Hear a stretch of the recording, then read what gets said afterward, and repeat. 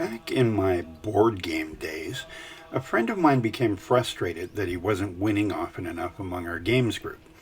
So he went out and bought a copy of Sun Tzu's The Art of War, which did seem like a case of, if you'll pardon the expression, overkill, but he said he learned a few things that were helpful, even though he didn't read the entire book, which is fine.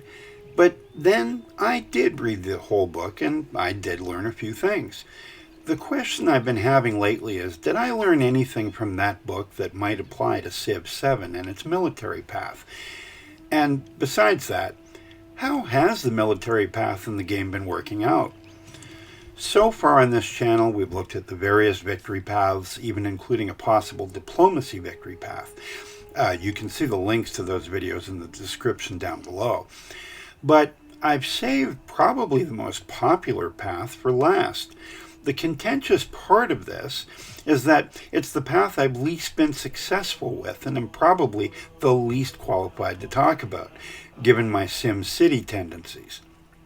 But this isn't a how-to video, it's a what's up video. So I think we'll get through this just fine. Besides, I think my take on the subject might surprise you.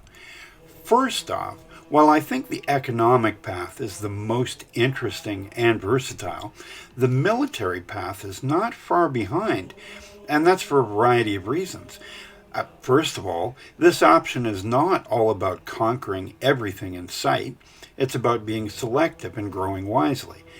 The unhappiness penalties do a lot to keep conquest manageable and reasonable in the first two ages, and each age offers a different challenge. It's settling in conquest and antiquity, then conquest, religious conversion, and distant land bonuses in the exploration age, and then paying attention to rival ideologies in the modern era. I mean, that is if you want to make life a little easier on yourself. Yes, it's still about beating enemy cities, but you often have to rethink your strategy with each age, at least to some extent. Still, the legacy paths are not as interesting as the fighting itself. It's hard not to talk about the battle animations and the cries and the screams. The fighting is, I gotta say, fun to watch, especially up close. As with the detailed visuals in the rest of the game, the fighting does not disappoint. But let's take a look at the array of civs and leaders in the game. The civs, first of all, have a fair bit of range in terms of how they get things done. Just a few examples from antiquity. Persia gets things done in a fairly predictable way, but the Assyrians bring science as a side effect of their conquering. Then Carthage conquers simply by spreading out quickly and just growing, while the Mauryans leverage happiness to enable them to have more cities than they reasonably could. In the exploration age, we have Bulgaria, which expands its borders through the art of pillaging, while Mongolia focuses on the home front for its points. Iceland mixes wonders with plunders by sea, and the Republic of Pirates operates as a naval juggernaut. Then the modern era brings the unstoppable Ottomans, who have some unique mechanics for creating momentum, and the Prussians, who use other countries' annoyance with them as a fuel to drive their military campaigns. Meiji Japan has a strong science-based game behind their military power, while the French Empire thrives on happiness and culture and a strong army. These are not cookie-cutter military civs. As for the leaders, you can opt for brute force with Xerxes, King of Kings, or you can use Genghis Khan to occasionally turn enemy units to your side. Or you can have celebrations with Charlemagne that generate 2 cavalry units. Not good enough? Well, take the speedy Napoleon Revolutionary and surprise your first attacker each age with a new commander packed with advanced units. Or have Ashoka, Conqueror, strengthened for battle during every celebration. Or maybe you let city-states power you to victory as either Lakshmi Bai or Tecumseh. And there are other options as well. The variety of approaches and the variety of playstyles is great. I don't shy away from the military campaigns because there's a shortage of interesting civs or leaders, that's for sure. I've said in other contexts that the options for your military setup are more varied and interesting than for any of the other victory paths. I think the diplomatic path might well surpass this, but we're not there yet. And the aspect of the military game that most players have enjoyed is the new commander system. While I liked having individual units get promotions in Civ 6, the new commander promotion system is also strong. Commanders have 5 promotion trees: Bastion, Assault, Logistics, Maneuver, and Leadership. And there are, on top of that, 5 commendations you're eligible for when you get to the bottom promotion of any tree. And then the naval and air commanders have their own similar trees. This approach works really well and offers a lot of options, and the commanders can carry units with them, cutting down on military commute times. But the downsides of the commanders are subtle. For example, you're not going to have enough commanders typically to carry all your units to the war zone du jour. They're simply too expensive for you to have that many. Although I've occasionally had games with, 5 or 6 commanders. The other downside is that while there are 5 promotion trees, I tend to use only the assault one. While, say, the bastion tree is pretty good for defense, I don't want to spend a ton of production or gold on a commander just to have him sit in a city holding the fort. If I'm spending that amount of time on him, I want him to do some damage. So the variety of options is a little deceptive there. Still, overall, the commander concept is great and works well. As for the militarily relevant wonders, Bursa grants its settlement walls on all its coastal tiles.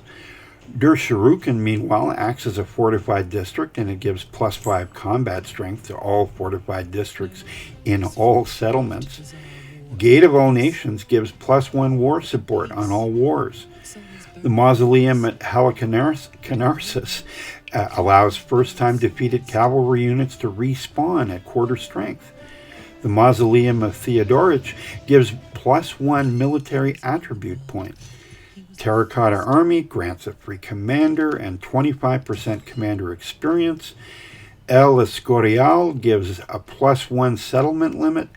Recuholt gives 25% production towards training military units in that city for every great work in that city. Tran Hu acts as a fortified district. The Battersea Power Station gives you an extra naval unit when you train a naval unit. The Brandenburg Gate gives +1 support on all wars and a +1 settlement limit. And the Manhattan Project gives you a nuke and the ability to start the Project IB victory condition. Finally, the Red Fort acts as a fortified district and gives its tile and all city centers +50 hit points. Overall, not a bad array of military wonders when you can get them. Sure, I would argue that the strongest victory path is still the economic one, but the militaristic route is very solid. The question I keep asking, though, is, would Sun Tzu approve of how military struggle is handled in the game? Let's consider his point of view through a series of quotes from The Art of War. First one. Generals are assistants of the nation. When their assistance is complete, the country is strong. When their assistance is defective, the country is weak. Well, yeah, having commanders in play is pretty important when the most heated battles are going on. Do they make a crucial difference in the results? It's hard to measure, but I think they can if the opposing forces are more or less equal, or even if you are defending and outnumbered by a bit. Those who do not know the lay of the land cannot maneuver their forces. Oh, damn right. How many times have I not noticed a cliff was between my unit and the one I wanted to attack? Glean from rich fields, and the armies will have enough to eat. I think we're talking about pillaging here, right? And yes, pillaging can be essential to wearing down the enemy and keeping your casualties down in the game. Spies are useful everywhere. Well, that's certainly true in this game. In fact, I've used more espionage actions in this game than I have in any of the previous Civ games. Test them to find out where they are sufficient and where they are lacking. This can be true, but too often I end up continuing my attack on someone's settlement even if I realize I underestimated either its defenses or the number of reinforcements. I really should listen to Sun Tzu on this one. When they are strong, avoid them. Yeah, right, great advice. Fighting smart versus fighting stupid. There are only 5 basic flavors, but their variations are so many that they cannot all be tasted. Okay, the not so subtle metaphor here is about strategies and their many types, something that's accentuated in this game by the special abilities of each of the civs and the leaders. Everyone calls victory in battle good, but it is not really good. Sun Tzu was all about winning before going into battle, whether through diplomacy or superior spies and strategy. But the game has its own version of this, war support. You can win and still find an unhappy population at the end of it all.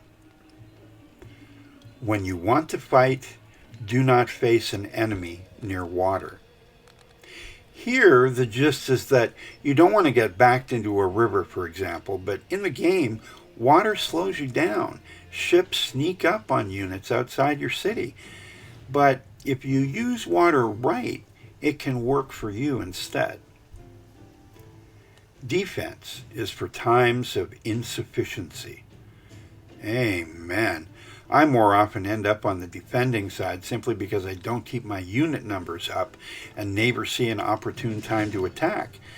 Something, by the way, that Sun Tzu would have approved of. If you do not know the plans of your competitors, you cannot make informed alliances.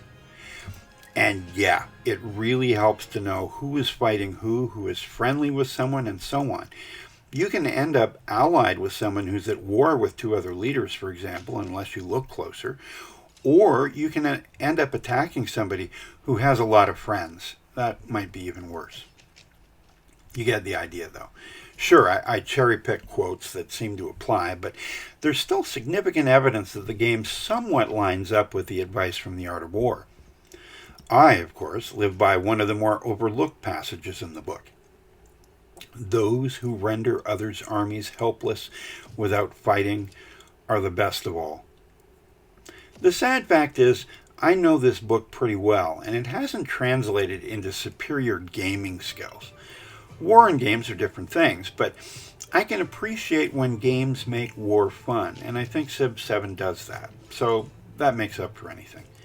In any case, let me know what you think of the military path in the game, or even what you think of Sun Tzu. And if you liked what you've seen or you've heard, please drop a like or a subscribe down below. This has been Civilized Raccoon, and I'll see you next time.